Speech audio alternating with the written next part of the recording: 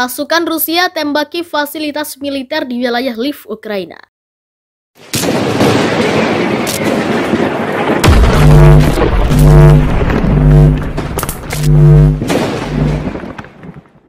Pasukan Rusia menembaki fasilitas militer di distrik Yavoriv di wilayah Lviv, Ukraina Barat yang berlokasi tidak jauh dari perbatasan dengan Polandia. Dalam sebuah posting di saluran telegramnya, Maxim Kozitsky, Kepala Pemerintahan Daerah Lviv, mengatakan pada Selasa, 17 Mei 2022, bahwa pertahanan udara di kawasan itu diaktifkan selama serangan itu. Wali Kota Lviv, Andriy Sadovi, juga meminta warga waspada terhadap sirine serangan udara dan guna melindungi diri mereka sendiri. Setidaknya 3.668 orang telah tewas dan 3.896 terluka di Ukraina sejak Rusia memulai perangnya pada 24 Februari menurut perkiraan PBB. Jumlah sebenarnya diyakini jauh lebih tinggi. Lebih dari 6,2 juta orang telah melarikan diri ke negara lain dengan sekitar 7,7 juta orang mengungsi menurut Badan Pengungsi PBB. Ratusan tentara Ukraina dievakuasi dari pabrik baja Mariupol setelah penyerangan selama 82 hari. Lebih dari 260 tentara Ukraina, banyak dari mereka terluka, telah dievakuasi dari pabrik baja Azovstal yang terkepung di kota pelabuhan Mariupol.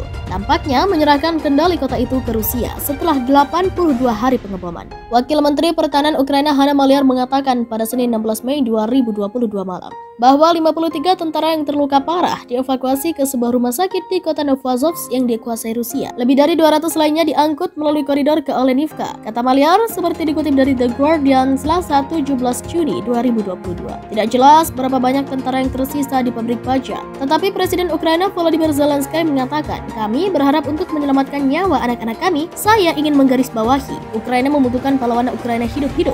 Ini adalah prinsip kami," katanya dalam sebuah pernyataan video. Evakuasi kemungkinan akan menandai akhir dari pertempuran terpanjang dan paling berdarah dalam perang Rusia versus Ukraina dan kekalahan signifikan bagi Ukraina. Mariupol sekarang berada dalam reruntuhan setelah pengepungan Rusia yang menurut Ukraina menewaskan puluhan ribu orang di kota itu. "Saya ingin menggarisbawahi Ukraina membutuhkan pahlawan Ukraina hidup-hidup. Ini adalah prinsip kami," katanya dalam sebuah pernyataan video. Evakuasi kemungkinan akan menandai akhir dari pertempuran terpanjang dan paling berdarah dalam perang Ukraina dan kekalahan signifikan bagi Ukraina. Mariupol sekarang berada dalam reruntuhan setelah pengepungan Rusia yang menurut Ukraina menewaskan puluhan ribu orang di kota itu.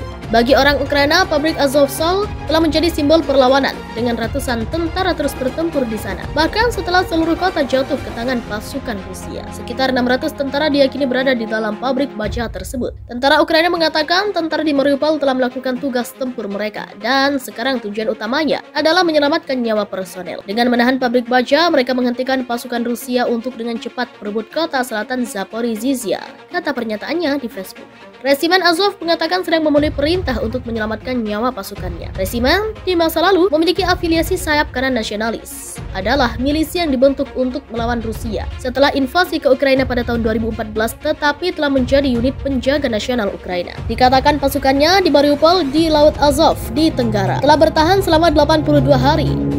Mengulur waktu untuk sisa Ukraina untuk memerangi pasukan Rusia dan mengamankan senjata barat yang dibutuhkan untuk menahan serangan Moskow. Beberapa jam sebelum evakuasi, Rusia mengatakan telah mencapai kesepakatan untuk memindahkan tentara yang terluka. Sebuah koridor kemanusiaan telah dibuka di mana prajurit Ukraina yang terluka dibawa ke fasilitas medis di Novazovsk, kata Kementerian Pertahanan Rusia. Pembela terakhir Azovstal telah berakhir di bunker dan terowongan yang dibangun jauh di bawah tanah untuk menahan perang nuklir. Warga sipil dievakuasi dari dalam pabrik, salah satu fasilitas metalurgi terbesar di Eropa awal bulan ini. Istri anggota resimen Azov menggambarkan kondisi di pabrik sebelumnya pada hari Senin. "Mereka berada di neraka. Mereka menerima luka baru setiap hari. Mereka tanpa kaki atau tangan, kelelahan, tanpa obat-obatan," kata Natalia Zaritskaya. Saat evakuasi Azov sedang berlangsung, pertempuran berlanjut di garis depan di seluruh Ukraina. Di Ukraina Timur, fokus kampanye militer Rusia, 9 warga sipil tewas dalam serangan di Donetsk, kata gubernur wilayah itu. Serangkaian ledakan juga melanda kota Lviv di Ukraina Barat, dengan laporan sekitar 10 ledakan berturut-turut dengan cepat. Ukraina mengatakan pasukan yang mempertahankan kota terbesar kedua, Kharkiv, telah memukul mundur pasukan Rusia dan maju sampai ke perbatasan dengan Rusia. Laporan tidak dapat segera diverifikasi. Dengan Moskow tidak menunjukkan tanda-tanda mengalah hampir 3 bulan dalam invasinya, Finlandia dan Swedia siap untuk melepaskan dekade non-blok militer dengan bergabung dengan aliansi militer NATO. Langkah itu menghadapi perlawanan dari Turki dengan Presiden Recep Tayyip Erdogan mengkonfirmasi niat negara negaranya untuk memblokir aplikasi, menuduh Finlandia dan Swedia menyembunyikan kelompok teror termasuk militan Kurdi yang dilarang. Sekretaris Kabinet Jepang Hirokazu Matsuda mengatakan pada hari Selasa bahwa pihaknya menghormati keputusan serius Swedia untuk mengajukan keanggotaan NATO karena invasi Rusia ke Ukraina adalah masalah yang mempengaruhi tidak hanya Eropa tetapi juga kawasan Indo-Pasifik. Presiden Rusia Vladimir Putin mengatakan bahwa meskipun keanggotaan NATO di Finlandia dan Swedia tidak menimbulkan ancaman langsung bagi kami, ia memperingatkan perluasan infrastruktur militer ke wilayah-wilayah ini pasti akan memancing tanggapan kami. Tidak jelas berapa banyak tentara yang tersisa di pabrik baja, tetapi Presiden Ukraina Volodymyr Zelensky mengatakan, kami berharap untuk menyelamatkan nyawa anak-anak kami. Saya ingin menggarisbawahi, Ukraina membutuhkan pahlawan Ukraina hidup-hidup. Ini adalah prinsip kami, katanya dalam sebuah pernyataan video. Evakuasi kemungkinan akan menandai akhir dari pertempuran terpanjang dan paling berdarah dalam perang Rusia versus Ukraina dan kekalahan signifikan bagi Ukraina. Mariupol sekarang berada dalam reruntuhan setelah pengepungan Rusia yang menurut Ukraina menewaskan puluhan ribu orang di kota itu. Saya ingin menggarisbawahi Ukraina membutuhkan pahlawan Ukraina hidup-hidup. Ini adalah prinsip kami, katanya dalam sebuah pernyataan video. Evakuasi kemungkinan akan menandai akhir dari pertempuran terpanjang dan paling berdarah dalam perang Ukraina dan kekalahan signifikan bagi Ukraina. Mariupol sekarang berada dalam reruntuhan setelah pengepungan Rusia yang menurut Ukraina menewaskan puluhan ribu orang di kota itu. Bagi orang Ukraina, pabrik Azovstal telah menjadi simbol perlawanan dengan ratusan tentara terus bertempur di sana. Bahkan setelah seluruh kota jatuh ke tangan pasukan Rusia, sekitar 600 tentara diyakini berada di dalam pabrik baja tersebut. Tentara Ukraina mengatakan tentara di Mariupol telah melakukan tugas tempur mereka dan sekarang tujuan utamanya adalah menyelamatkan nyawa personel. Dengan menahan pabrik baja, mereka menghentikan pasukan Rusia untuk dengan cepat merebut kota selatan Zaporizhzhia,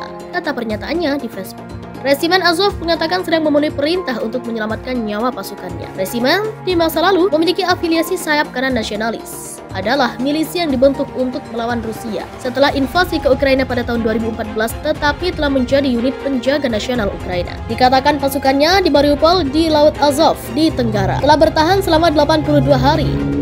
Mengulur waktu untuk sisa Ukraina untuk memerangi pasukan Rusia dan mengamankan senjata barat yang dibutuhkan untuk menahan serangan Moskow. Beberapa jam sebelum evakuasi, Rusia mengatakan telah mencapai kesepakatan untuk memindahkan tentara yang terluka. Sebuah koridor kemanusiaan telah dibuka di mana prajurit Ukraina yang terluka dibawa ke fasilitas medis di Novazovsk, kata Kementerian Pertahanan Rusia. Pembela terakhir Azovstal telah berakhir di bunker dan terowongan yang dibangun jauh di bawah tanah untuk menahan perang nuklir. Warga sipil dievakuasi dari dalam pabrik, salah satu fasilitas metalurgi terbesar di Eropa awal bulan ini. Istri anggota resimen Azov menggambarkan kondisi di pabrik sebelumnya pada hari Senin. Mereka berada di neraka. Mereka menerima luka baru setiap hari. Mereka tanpa kaki atau tangan, kelelahan, tanpa obat-obatan, kata Natalia Zaritskaya.